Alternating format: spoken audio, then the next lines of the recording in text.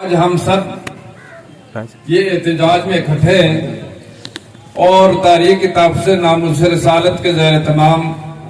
یہ ہم سب کی ذمہ داری بنتی ہے، چاہے ہمارا تعلق کسی بھی پارٹی سے ہو، کسی علاقے سے ہو، کوئی بھی زبان بولنے سے ہو، ہم مسلمان ہیں تو یہ ہم سب کی اجتماعی ذمہ داری ہے۔ یہ کوئی سیاسی جلسہ بھی نہیں، سیاسی احتجاج بھی نہیں۔ اس سے پہلے بھی لوگ سیاست کرتے رہے اور آئندہ بھی کرتے رہیں گے، لیکن جو اس دور میں 3-4 سال میں جو سیاست ان لوگوں نے شروع کی ہے، ان کی ابتدائی سے یہ غرض تھی اور ان کا مقصد بھی یہی تھا، اسی مقصد کے تحت یہ اس ملک میں آئے کہ پاکستان اسلام کے نام پر بنے، واحد ایک ایسی اسٹیٹ جو لا الہ الا اللہ کے نام پر بنی تھی، اس کی نظریاتی طور پر اس کی اساس کو ختم کیا جائے اور اس کے ساتھ ہی پاکستان جو کوئی ایٹمی طاقت اسلامی ممالک میں ہے اس کی حیثیت کو بھی دنیا میں ختم کیا جائے۔ یہ اس ایجنڈے کے تحت یہ لوگ جو شروع سے آئے ہوئے ہیں، اس حوالے سے بہت سارے سیاسی علماء نے اپنے خیالات کا اظہار بھی کیا۔ مولانا فضل الرحمان صاحب تو شروع سے یہ کہتے رہے، باقی بھی لوگوں نے دیکھا، 4 سال کے عرصے میں آپ نے دیکھ لیا کہ انہوں نے سیاست میں جو بدتمیزی اور جو بے حیائی اور جو فحاشی کا آغاز کرایا، اس سے پہلے کسی دور میں اس طرح کا نہیں ہوا۔ آج یہاں تک بات نہیں ہے کہ پاکستان، ہمیں افسوس اس بات کا ہے کہ آج مدینہ المنورہ روضہ پاک جہاں پر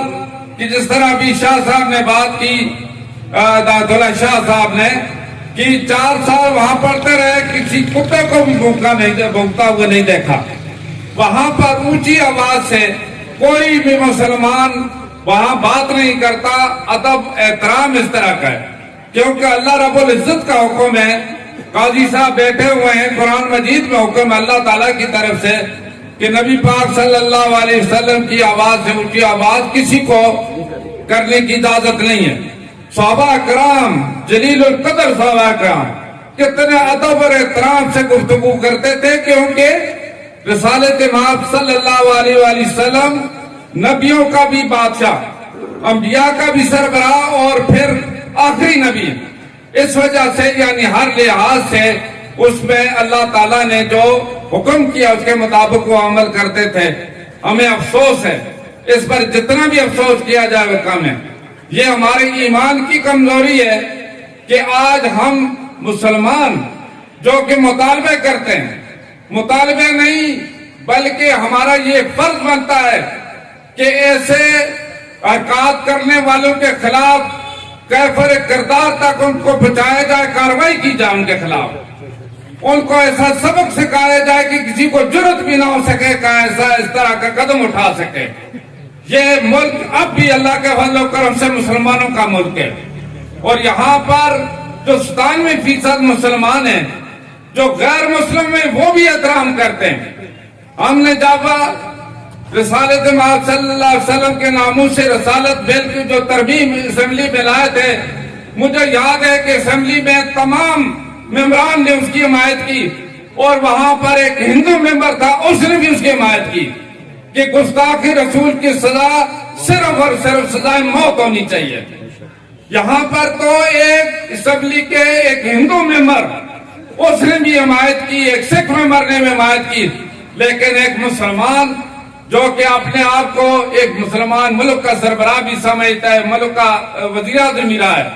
اور اس کی پارٹی کے لوگ وہاں جا کر جہاں پر دنیا بھر کے مسلمان آتے ہیں، وہ اپنی گناہوں کی بخشش کے لیے وہاں پر پہنچتے ہیں اور نبی آخر زمان صلی اللہ علیہ وسلم کے روضے پر حاضری دے کر وہاں پر اپنی دعا کرتے ہیں کہ اللہ رب العزت نبی صلی اللہ علیہ وسلم کے صدقے ہماری ہمیں معاف فرمائے۔ تو وہاں پر اس طرح کی سیاست کرنا اتنا گھناؤنا کھیل کہ وہاں پر جو نعرے لگانے اور سیاسی نعرے اور غلیظ نعرے لگانے، یہ تو کسی کو اجازت کسی جگہ بھی نہیں ہو سکتی۔ توہین روضہ رسول، توہین روضہ رسول، اسلام، اسلام، پاکستان पाकिस्तान इसकी हम पर और मजम्मत ही नहीं करते, बल्कि हम मुतालबा करते हैं हुकूमत वक्त से, पाकिस्तान मुस्लिम लीग नून की हुकूमत है या सूबे में पीटीआई वालों की भी हुकूमत है, या इसी तरीके से सिंध में पीपल्स पार्टी की हुकूमत है,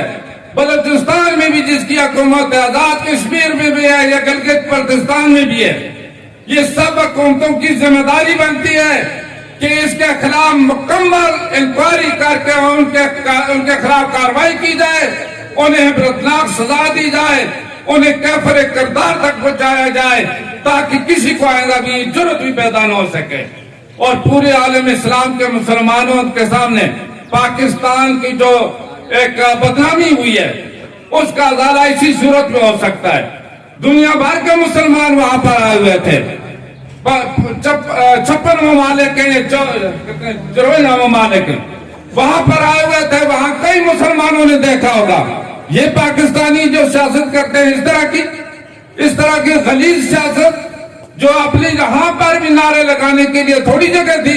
यहाँ पर नारे लगाते रहे, बदतमीजी करते रहे, हमने कभी कुछ नहीं कहा। हम पहले मुसलमान हैं, हम हर बात बर्दाश्त करेंगे, लेकिन नामूस से रिसालत के खिलाफ कोई बात भी बर्दाश्त नहीं करेंगे। हमें ना इक़्तिदार की जरूरत है, हमें ना ओहदों की जरूरत है, हमें ऐसी जिंदगी की भी जरूरत नहीं है जहां पर हमारे नबी आखिर ज़मान मोहम्मद मुस्तफा सल्लल्लाहु अलैहि वसल्लम की कोई तौहीन करे या उनके खिलाफ कोई बात करे। इस वजह से मेरे भाइयों, मानसरा के गैरमंद भाइयों, आज ये टोकन एहतजाज था। सुबह सुबह बात हुई थी और फिर मैंने काजी साहब से बात की, काजी साहब से इजाजत ली, इस तरह हिदायतुल्लाह शाह साहब से बात की, फारूक खान से भी बात हुई, बाकी जो हालात थे, नाज़म साहब से, शेख साहब और बाकी जो उनसे राब्ता हुआ, तो उन्होंने कहा कि यहाँ पर जो इस मानसरा में प्रेस क्लब के सामने हम एक एहतजाज करते हैं, टोकन एहतजाज है, और इसके बाद इंशाअल्लाह जो हम मुतालबा कर रहे हैं कि हुकूमत ने और जिम्मेदार लोगों ने, सियासी ज़ामा ने, उलमाए कराम ने इस पर क्या एक्शन लिया है, इंशाअल्लाह उसके मुताबिक आइंदा काल होगी, और ये कार नामूस रिसालत की तरफ से होगी तमाम मुसलमानों के लिए, और इंशाअल्लाह भरपूर फिर एहतजाज भी होगा। इसके लिए आप तैयार हैं कि नहीं तैयार? इस पे सारे लोग हम शामिल होंगे। और आज जिस तरह के अभी मौलाना साहब ने बात की है कि इंशाअल्लाह ईद के मौके पर भी, ये कल जुम्मतुल मुबारक गुजरा है, मैं मुबारकबाद देता हूँ उलमाए कराम को कि उलमाए कराम ने अपना हक अदा किया। हर जुम्मे की जामे मस्जिद में खतीब ने, हर खतीब ने भरपूर तौर पर इसकी मजम्मत भी की है और ये मसला समझाया भी है। मुझे भी कल, मैं वहां बैठा हुआ था अपनी जामे मस्जिद में, मौलाना अब्दुल कदूस साहब ने जो खुतबा दे रहे थे, उन्होंने वहां पर ये भरपूर मजम्मत भी की और फिर मसला भी समझाया। मुझे भी वहां पर पता चला कि इस तरह की हरकत हुई है। और इस तरह काजी साहब ने बालाकोट में, हिदायतुल्लाह शाह साहब ने, बाकी उलमाए कराम ने भी, यहाँ जितने भी उलमाए, यहाँ के जो बिदाती के खतीब साहब भी आए हुए थे, तो उन्होंने भी अपने मस्जिद में, तो हर जितने भी पाकिस्तान भर के उलमाए कराम ने जगह जगह अपना फर्ज अदा कर दिया, हक अदा किया। अब हमारी जिम्मेदारी बनती है, मुसलमानों की जिम्मेदारी बनती है। हमारा ताल्लुक चाहे किसी भी जमात से हो या किसी भी मकतबा फिक्र से हो, चाहे ताजर हो, चाहे जमींदार हो, चाहे साफी हो, चाहे सियासतदान हो,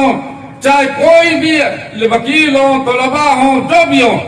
ये हमारी जिम्मेदारी बनती है, इज्तिमाई जिम्मेदारी बनती है कि नहीं? इसके लिए हम सारे मुतहद हैं या नहीं है? और इसके लिए इंशाअल्लाह हम हर उस काम के लिए तैयार होंगे जो अल्लाह और अल्लाह के रसूल का हुक्म है कि रसालत माल की नामूस रसालत के लिए हमने आपने ये कदम उठाना है। और नामूस रसालत जिंदाबाद, नामूस रसालत जिंदाबाद। ये चूंकि जिन लोगों से राब्ता हुआ जो मौजूद थे यहाँ पर पहुंचा है, और इसके बाद इंशाअल्लाह जो है मुनज़्ज़म तरीके से सबको इतरा भी होगी। अभी तो जाते जाते हुए कुछ लोग जा रहे थे, मैंने कहा जाए, जिस तरह के मैंने हाजी इरशाद साहब जो वहां उनको टेलीफोन किया और इस तरह شاہ خان صاحب کو کیا، جو راستے میں کسی دوسری طرف جا رہے تھے، شاہ جہاں کہیں اور جا رہا تھا، میں نے کہا نہیں پہلے ادھر جانا ہے، اس کے بعد کسی جگہ جانا ہے۔ یہ سارے کام ہوتے رہیں گے، یہ دنیاوی کام ہوتے رہیں گے، لیکن ہم سب انشاءاللہ اس کے لیے اپنا وقت بھی نکالیں گے، اپنی جان بھی خرچ کریں گے، مال بھی خرچ کریں گے۔ یہ جو سازش ہو رہی ہے، اس سازش کا جو ابھی وہاں تک، جو مدینہ شریف تک جو بات پہنچ چکی ہے، میرے بھائیوں، بزرگوں، مسلمانوں، یہ سمجھ جاؤ کہ اس کے پیچھے کس کا ہاتھ ہے۔ یہ پاکستان کی بات اب نہیں رہی، یہ مدینہ منورہ، مکہ مکرمہ تک جو بات پہنچی ہوئی ہے، یہ کس کے خلاف ہے؟ یہ سب کے خلاف ہے۔ یہاں کوئی اقتدار یہاں کی بات نہیں ہے۔ اس لیے جو اسلام کے خلاف، دین کے خلاف جو بھی سازش ہو رہی ہے، اس کا مقابلہ کرنا ہمارا فرض بنتا ہے۔ اللہ تعالی ہمیں یہ ہمت دے، یہ جرأت دے کہ ہم اپنا فرض ادا کر سکیں، ہم اپنی مسلطوں کا شکار نہ ہو، بلکہ ہم اپنے فرائض کی ادائیگی کے لیے متحد ہوں اور جرأت سے ہم ان سے مقابلہ بھی کریں۔ دنیا کی جتنی بھی طاقتیں، ان کا ہم نے بھرپور جرأت سے ایک مسلمان کی حیثیت سے مقابلہ کرنا ہے۔ ہم نے کوئی اس طریقے سے مقابلہ نہیں کرنا کہ خائف ہو کر، مصلحت کا شکار ہو کر اور ڈر کر اور خوف کر، اس طریقے سے نہیں کرنا۔ ہم اگر جرأت ایمانداری سے کریں گے تو دنیا کی کوئی طاقت بھی نہ اسلام کے خلاف کوئی بات کر سکتی ہے، نہ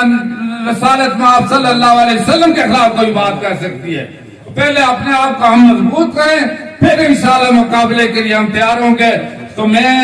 علماء کرام کا شکریہ ادا کرتا ہوں۔